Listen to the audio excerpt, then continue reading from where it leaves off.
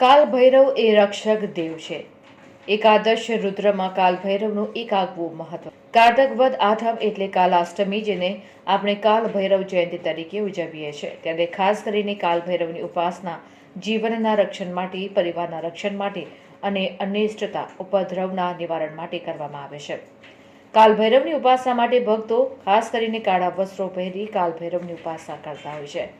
સામાન્ય ભક્તો આજના દિવસે કાળા અડદ, સુખડી અને સરસવનું તેલ કાલ ભૈરવને અર્પણ કરતા હોય છે. સવિશેષ તેમની ઉપાસના કરતા હોય છે. આ અંગે જ્યોતિષાચાર્ય સત્યમ મહેન્દ્ર જોશીએ જણાવ્યું હતું કે કાલ ભૈરવ એ કાશીના કોતવાલ તરીકે ઓળખાય છે. કાલ ભૈરવનું મુખ્ય સ્થાન કાશીમાં છે, સાથે ઉજ્જૈનમાં પણ એક વિશેષ સ્થાન કાલ ભૈરવનું છે.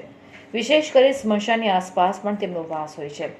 વડોદરામાં પણ ભાવિક ભક્તોએ કાલ ભૈરવની ઉપાસના કરી. વડોદરામાં મહિલા પોલીસ સ્ટેશનની લાઇનમાં આવેલું વર્ષો જૂનું પૌરાણિક કાલ ભૈરવ મંદિર સાથે બહુચરાજી સ્મશાનમાં પણ આવેલ કાલ ભૈરવ મંદિરમાં ભક્તોએ કાલ ભૈરવની ઉપાસના, પૂજન અર્ચન કરી કાલ ભૈરવ જયંતિની ઉજવણી કરી.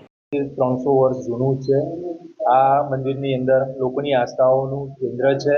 અહીં દર અમાસે યજ્ઞ કરવામાં આવે છે અને યજ્ઞમાં લાભ લેવા માટે તમામ ભક્તજનોને મફત આનો લાભ આપવામાં આવે છે.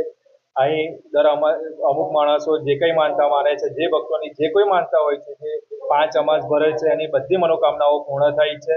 અહીં આવનાર તમામ ભક્તોના દુઃખ દૂર થાય છે. અહીં લોકોને એક ભૈરવ દાદાનું આ જે 300 વર્ષ જૂનું જે મંદિર છે તે સમગ્ર બરોડાવાસીઓ માટે આસ્થાનું કેન્દ્ર બની ગયું છે.